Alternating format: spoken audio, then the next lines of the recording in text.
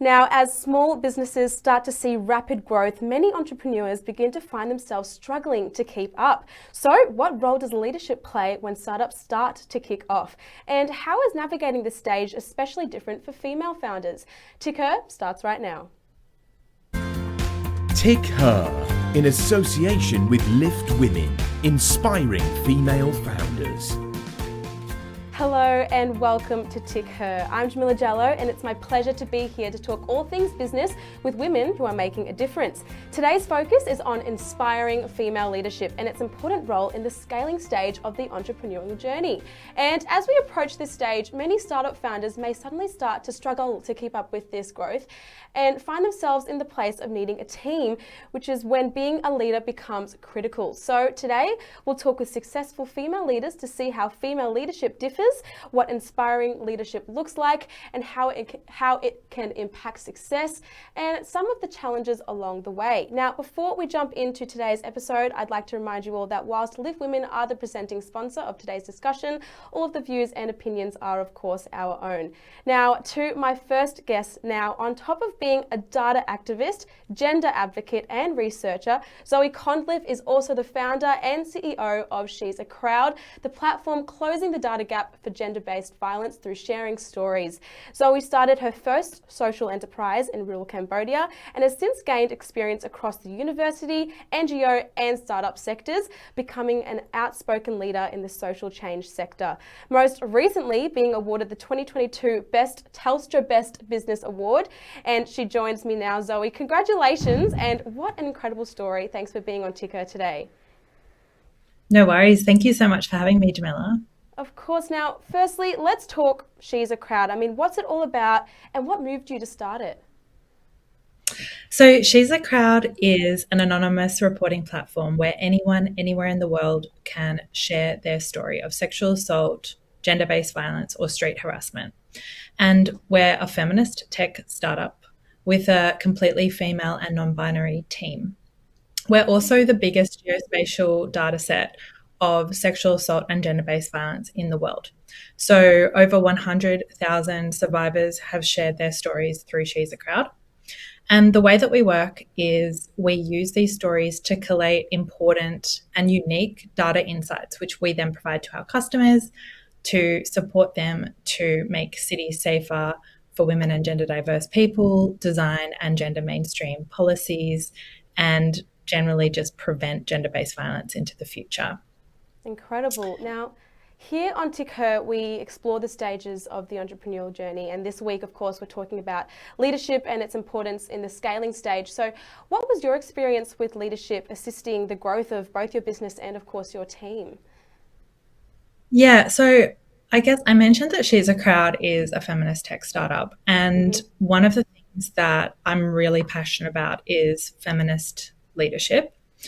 And I think that it's pretty tough, being a female founder. Only 2% of capital goes to female founders, for example, and you experience imposter syndrome among, just being doubted in general. So I think one of the things that we need to do as female founders is like reinvent the wheel a little bit. And the way that I see leadership is that it's really about seeing the potential in other people and having courage to fail and having courage to do something differently to the way it's been done before. And I really like to role model that because I think that, we need more role models doing things slightly differently. And so that's one of the things that, I really try to champion within She's a Crowd, and that a lot of other leaders that I look up to also have championed for me, is just a slightly different way of doing things and a different way of leading. I remember when I first got into startups and I was kind of taught this narrative of you have to sacrifice everything and not have a life if you're going to run a startup. And I just thought, well, that's very inclusive for,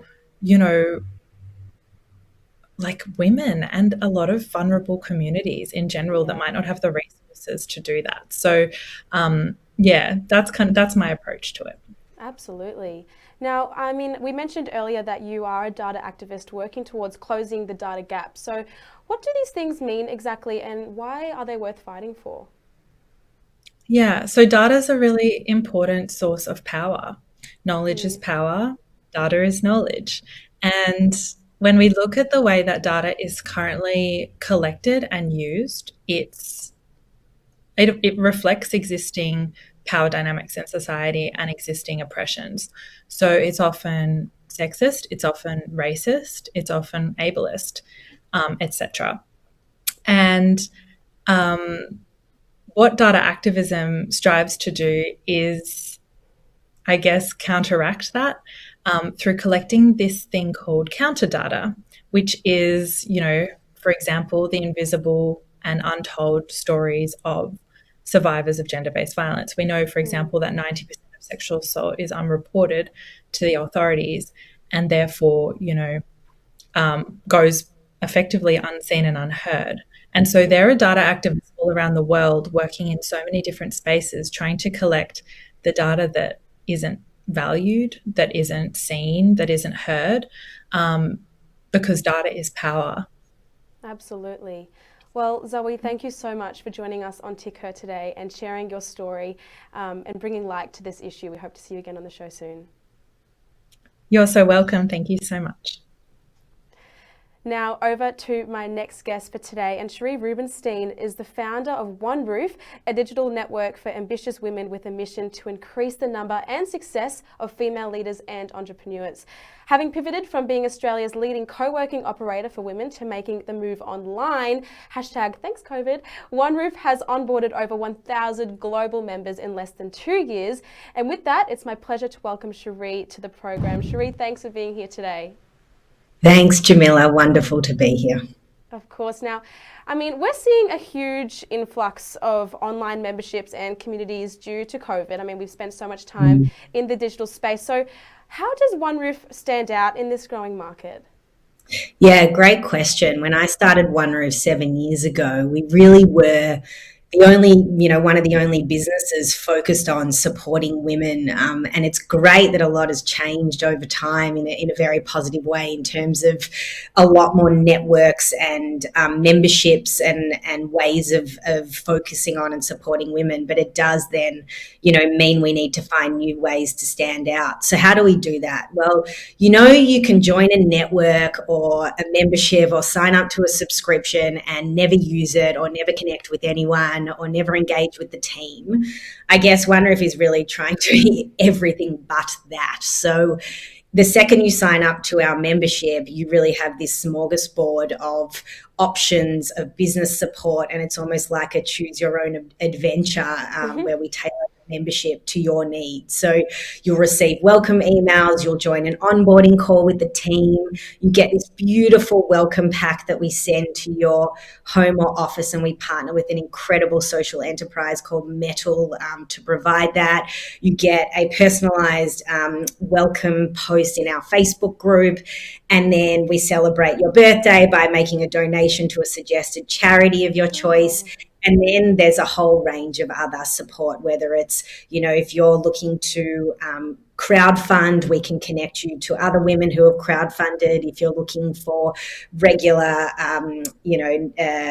kind of sessions to join, networking sessions. If you want to test a product or service, you can present at a member meetup. You can join our regular masterclasses. And so we really are trying to be an extension of your business and your go-to to help you achieve your goals and ambitions. Now, what has your experience been with scaling your business, and how has leadership influenced that stage? And have you got any tips perhaps for other female founders going on this journey as well? Yeah, look, I would say, and Zoe mentioned it too, she leads as a feminist in a feminist organization. I really lead from a place of, a feminine kind of leadership. And I think it's taken me years to feel proud and to own that. We really are conditioned to feel that there is a certain way of leading that often comes with charisma and arrogance, and and most of that never felt or aligned with me. And so I've really stepped into my kind of power and what leadership looks like for me over the years. And that is all about empathy, vulnerability, sharing my mistakes and owning my mistakes and failures, leading from a place of courage and collaboration. And I think that coupled with having a very clear vision and values and purpose and mission within our business has meant that we've been able to hire really well and hire amazing people over the years. I'm always looking for, it depends on the kind of roles that you're hiring for, but for us, it's often been customer service or community engagement roles. So I'm always for the balance of people who are warm and welcoming and can really own that kind of community engagement, customer service, space and way about them, but then also people who are, ultimately it's about having a willingness to learn, to make mistakes, and to have a get shit done attitude. And that's what you need early on in building your business and to be able to grow your business. And, I'm going to be taking maternity leave. I'm 34 weeks pregnant now. And so, I've got an amazing team in place, and it takes a lot of effort and time to be able to build that and make sure that you've got that. The other thing I will say that I learned really early on is hire slowly and fire fast, and it's a really difficult thing to do. And when your first fire, you feel sick, you want to vomit, you just don't want to do it. But when you need to, I think you got to do those things for the business, and that comes with the territory of being a business owner. So hire slowly and fire fast. Well, Cherie, thank you so much for sharing your story with us today on Tick Her. Unfortunately, that's all we have time for, but an incredible story. Thanks for sharing it with us. Thanks, Jamila. Well, there's some incredible women on today's episode of Tick Her. Thanks for tuning in, and of course, be sure to head over to tickeroriginals.co for more stories like this one, or tickernews.co for breaking stories. I'm Jamila Jallo, and I'll see you again soon.